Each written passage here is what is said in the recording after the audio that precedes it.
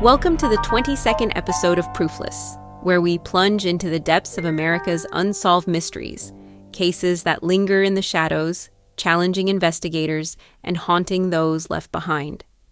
I'm your host, Anna Berger, and today we're unraveling a mystery that has gripped a coastal California community for nearly half a century, a story that speaks to the fragility of youth and the enduring pain of uncertainty. We're diving into the 1977 disappearance of Mary Louise Quigley, a 17-year-old high school student from Santa Barbara who vanished after a night out with friends, leaving behind a trail of fragmented clues and a case that remains proofless due to the absence of her body and unanswered questions about her fate. This is a story of a vibrant teenager, a moment that changed everything, and a family's unyielding search for the truth. So, settle in for a comprehensive journey into a case that continues to echo through time. Let's set the scene. It's February 1977 in Santa Barbara, California, a picturesque coastal city known for its Spanish-style architecture, palm-lined beaches, and vibrant cultural scene. Nestled between the Santa Ynez Mountains and the Pacific Ocean, Santa Barbara is a haven for surfers, students, and families, with a population of about 70,000. The city's laid-back vibe, fueled by the University of California, Santa Barbara, UCSB, and its historic mission, attracts tourists and locals alike to State Street's bustling shops and the Funk Zone's eclectic bars. Mary Louise Quigley is a 17-year-old junior at Santa Barbara High School, a spirited young woman with a bright future. Born on March 3, 1959, to Thomas and Ellen Quigley, Mary is the middle child of three, with an older brother, Michael, and a younger sister, Sarah.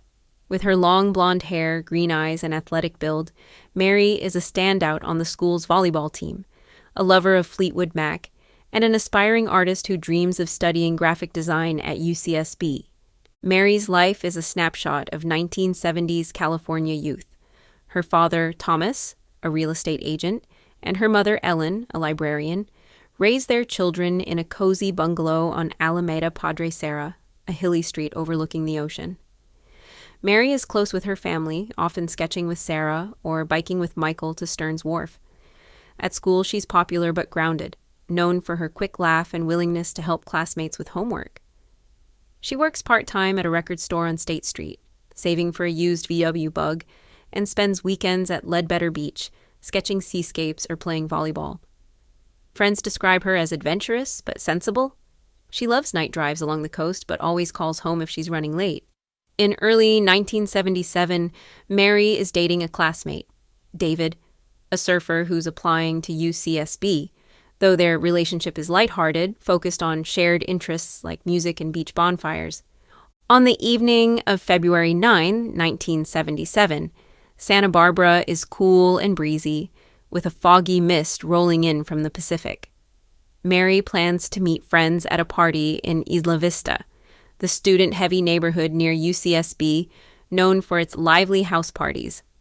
The gathering at a rented bungalow on Del Playa Drive is a typical college scene: rock music, kegs, and about 50 teens and young adults. Mary, dressed in a tie-dye t-shirt, bell-bottom jeans, and platform sandals, drives her mother's Ford Pinto to the party around 8 p.m., promising Ellen she'll be home by midnight. She's seen dancing to the Eagles, chatting with friends, and sipping a beer. Around 10:30 p.m., witnesses note Mary talking to an older man, described as in his mid-20s, with dark hair, a mustache, and a denim jacket, who seems out of place among the high school and college crowd. A friend, Lisa, later recalls, Mary seemed uneasy but brushed it off, saying the guy was just being friendly.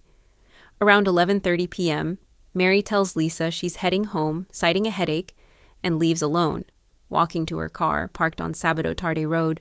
When Mary doesn't return home by 1 a.m., Ellen calls her friends, learning she left the party alone. At 7 a.m. on February 10th, the Quigleys report her missing to the Santa Barbara Police Department, SBPD. Her Pinto is found locked on Sábado Tarde Road, with her purse inside, containing her wallet, keys, and a half-pack of Marlboros, but no signs of a struggle.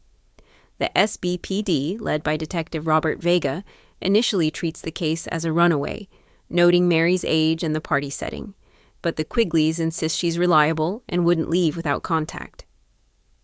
Volunteers, friends, classmates, and neighbors search Isla Vista's beaches, cliffs, and eucalyptus groves, while divers check the waters off Campus Point. On February 11th, a jogger finds a single-platform sandal, identified as Mary's, in a ditch near El Embarcadero Road, 200 meters from her car. The sandal, scuffed and missing a strap, is sent for analysis, revealing no blood or DNA, only sand and grass. The find shifts the case to a suspected abduction, and the SBPD sets up a command post at the Isla Vista Community Center. The investigation focuses on Mary's last movements. Witnesses confirm she left the party at 11:30 p.m., walking alone toward her car. A neighbor on Sábado Tarde reports hearing a muffled cry around 11:45 p.m., followed by a car engine, but saw nothing due to the fog. Another witness, a UCSB student, saw a woman resembling Mary near El Embarcadero Road, walking with a man in a denim jacket, but the sighting is unconfirmed. The SBPD interviews David, Mary's boyfriend, who was at a different party in Goleta with an alibi backed by 5 friends. Lisa, the friend from the party, describes the man with the mustache, estimating him at 5 feet 10 inches and 160 pounds, possibly a non-student who crashed the event. The police canvass Isla Vista, finding a tire track near the sandal, but heavy rain on February 10th obscures the tread pattern.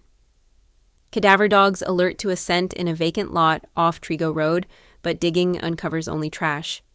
The case dominates Santa Barbara's news, with the Santa Barbara News Press and Keat TV covering every development. The Quigleys appear on Los Angeles' KNBC News, pleading for Mary's return, offering a $5,000 reward, later raised to $50,000 with donations from local businesses. Tips pour in. A surfer reports seeing a girl like Mary in a van near Carpinteria. A bartender recalls a man in a denim jacket at an Isla Vista bar. None lead to breakthroughs. The FBI joins the case given the coastal proximity to international waters, but finds no evidence Mary left California. By March 1977, the case is classified as a suspected homicide, though the lack of a body or forensic evidence stalls progress. Suspects emerge early. A local drifter, James Jimmy Thompson, 27, becomes a person of interest.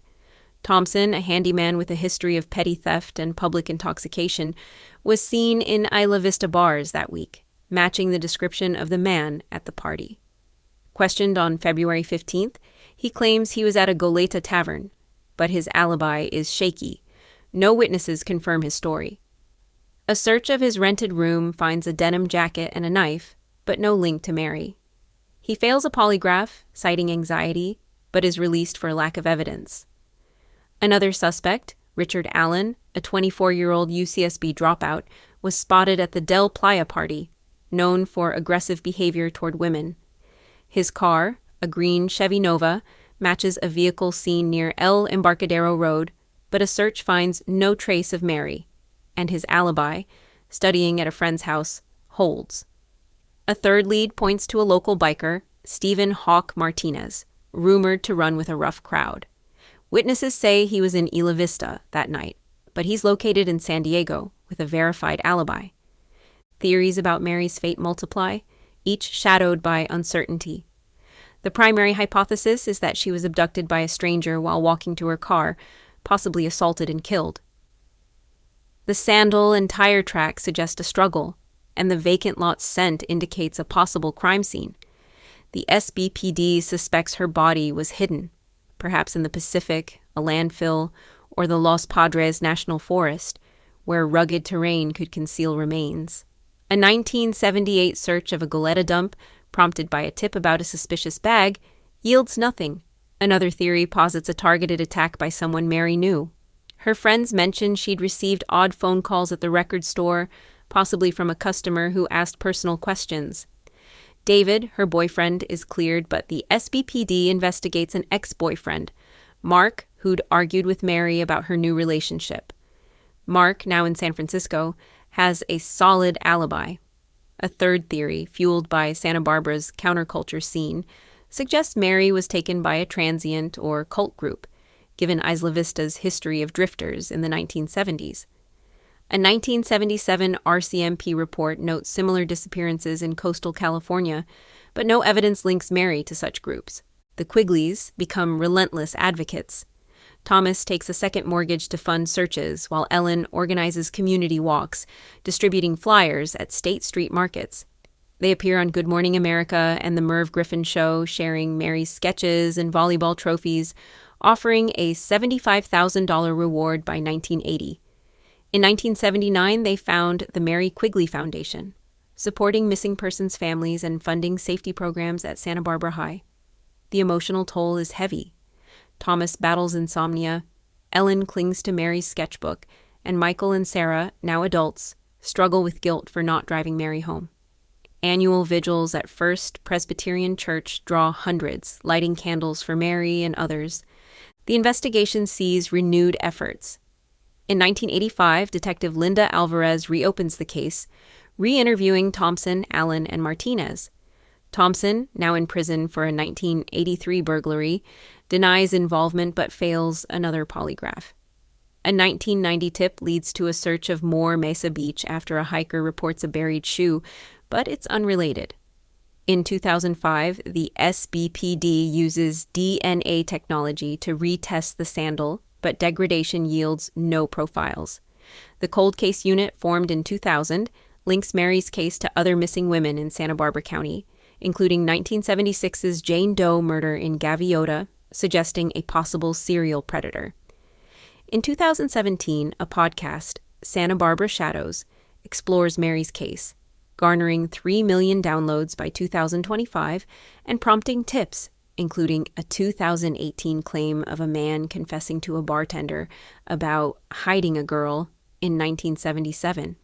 The lead fizzles when the man, now deceased, is ruled out. The case reshapes Santa Barbara. The city installs streetlights in Isla Vista, and UCSB mandates safety escorts. The Quigley Foundation supports 12 missing persons cases, and Thomas testifies before California's legislature in 1980, advocating for a state missing persons database, enacted in 1985. Online, Reddit's r.unsolved mysteries and X posts debate the serial killer theory, citing the Gaviota case. A 2024 tip about a body in Los Padres prompts a search, but only animal bones are found. Forensic advances, like ground-penetrating radar, keep hope alive, but without Mary's body, the case stalls.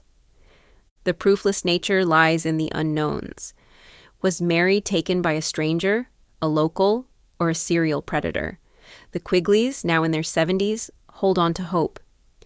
Ellen tells the Santa Barbara News Press in 2025, "Mary's out there, waiting for us." They keep her room intact with her sketches and records. The absence of a body and definitive evidence keeps Mary's case in the shadows, a poignant reminder of a life lost and a truth just out of reach.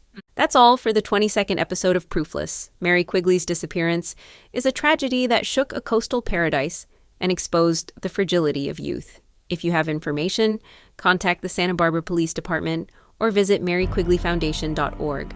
Share your thoughts on our website or social media, and join us next time for another journey into the unknown. Until then, keep searching for answers.